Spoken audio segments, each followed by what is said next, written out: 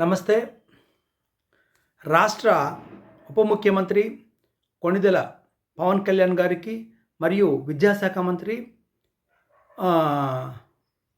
నారా లోకేష్ గారికి, మరి ముఖ్యంగా కొణిదెల పవన్ కళ్యాణ్ గారికి తెలియజేసే విషయం ఏమంటే, రాష్ట్రంలో విద్యా వ్యవస్థ చాలా ముఖ్యంగా విద్యా వ్యవస్థ అంటే ఇక్కడ పుస్తకాలకు సంబంధించినటువంటి వ్యవస్థ ఏదైతే ఉందో అది పూర్తిగా ఒక గాడి తప్పిన వ్యవస్థగా తయారైందని తెలియజేస్తున్నా. ఎందుకంటే మీరు ప్రాథమిక స్థాయిలో ఉన్నటువంటి విద్యార్థులకి ఎవరికి కానీ తెలుగు భాష అంటే తెలుగుకు సంబంధించిన విషయాలు ఏవి తెలియని పరిస్థితి. ఉదాహరణకి తెలుగు నెలలు తెలియవు, కనీసం ఋతువులు తెలియవు, వారాలు కూడా ఇంగ్లీష్ అయిపోయింది. తర్వాత సంఖ్యామానం కూడా తెలియదు. ఒక 36 చెప్పమంటే వాళ్ళు 36 చెప్తారే కానీ 36 అని చెప్పేటువంటి పరిస్థితి లేదు. 50 చెప్పరా అంటే కూడా ఈ 15 చెప్తారే కానీ లేనటువంటి పరిస్థితి ఉంది. అంటే తెలుగు భాషకు సంబంధించి ఒక పద్ధతి ప్రకారము తెలుగు కానీ భారతీయ సంస్కృతి సాంప్రదాయం, హైందవ సంస్కృతి సాంప్రదాయాన్ని ధ్వంసం చేసే ప్రయత్నం జరుగుతోంది. భారతదేశానికి సంబంధించిన చరిత్రను ఏ విధంగా అయితే వక్రీకరించారో అదేవిధంగా తెలుగు సంస్కృతిని కూడా ఈ పాఠ్య పుస్తకాల నిర్మాతలు అనేటువంటి ముసుగులో కమ్యూనిస్టు నాస్తిక శక్తులు ఎవరైతే కమ్యూనిస్టు వాదులు ఉన్నారో వాళ్ళు ఈ పాఠ్య పుస్తక రచయితలుగా కొత్తగా ప్రభుత్వాలు ఒక నిర్ణయం తీసుకోవడం జరిగింది. అదేమంటే పాఠ్య పుస్తకాలను ఉపాధ్యాయులు రాయాలనేటువంటి నిర్ణయం తీసుకోవడం జరిగింది. ఆ నిర్ణయంతో ఈ కమ్యూనిస్టు సంఘాలకు సంబంధించిన వ్యక్తులు వాళ్ళలో చొరబడి వాళ్ళు ఏం చేస్తున్నారంటే హిందూ వ్యతిరేక, తెలుగు వ్యతిరేక, భారతదేశ వ్యతిరేక నాస్తికత్వ ప్రోత్సాహమైనటువంటి ఉన్నాయి. కనీసము తెలుగు నెలలు లేవండి, తెలుగు సంవత్సరాలు అసలు దాని గురించి ఊహించలేము, తిథులు లేవు. పిల్లలకు 5వ తరగతి చదివేవాడికి ఎవరికి కానీ ఇవి రావు. ఈ విషయం ఉంటుంది పరిస్థితి. అదే కాకుండా తర్వాత తరగతులకు వెళితే ఎక్కడో వియత్నాం చరిత్ర ఉంటుంది, నైజీరియా చరిత్ర ఉంటుంది, ఈ విధమైనటువంటి చరిత్ర ఉంటుంది. హిందూ వ్యతిరేకమైనటువంటి విషయాలు కూడా ఉంటుంది, కులాల మధ్య పోరాటానికి సంబంధించిన విషయాలుగా ఉంటుంది. హిందూ వ్యతిరేకమైనటువంటి అంటే మఠ వ్యవస్థ తప్పు అనేటువంటి 10వ తరగతిలో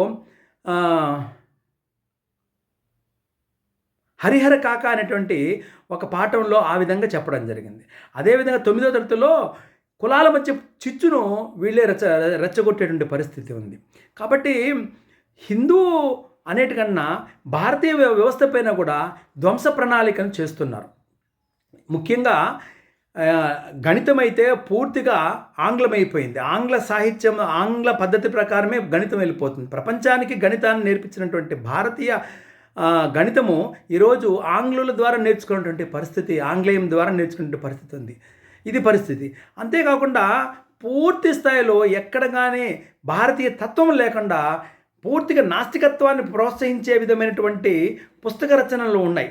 దీనికి మూల కారణము పుస్తక రచయితలందరూ కూడా కమ్యూనిస్టు సంఘాలకు సంబంధించిన వ్యక్తులు చేరడం వల్లే. కాబట్టి నేను ముఖ్యంగా పవన్ కళ్యాణ్ గారిని, తర్వాత నారా లోకేష్ గారిని కానీ ఈ విషయం పైన శ్రద్ధ పెట్టాలి. కనీసం 5వ తరగతి అయ్యేటువంటి పిల్లలకి ఋతువులు తెలియదండి. ఋతువుల పేర్లు నేను ఛాలెంజ్ చేసి చెప్తాను.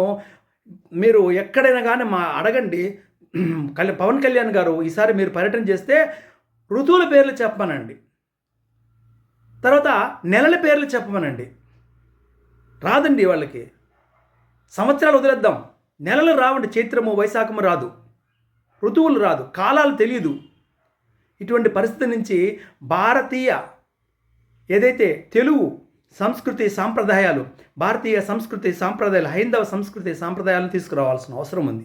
అంతేకాకుండా కొంతమంది రామాయణాన్ని తొలగించాలనేసి గత విద్యాశాఖ మంత్రిమైన ఒత్తిడి చేయడం జరిగింది, బాబూజీ అనేటువంటి వ్యక్తి.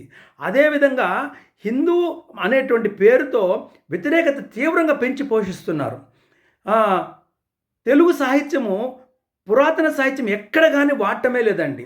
నవీన సాహిత్యం పేరుతో హిందువులను రెచ్చగొట్టేటువంటి పద్ధతులు ఉంది. ఇవన్నీ పవన్ కళ్యాణ్ గారు కానీ నారా లోకేష్ గారు కానీ పరిశీలించాల్సిన కోరుతున్నాను.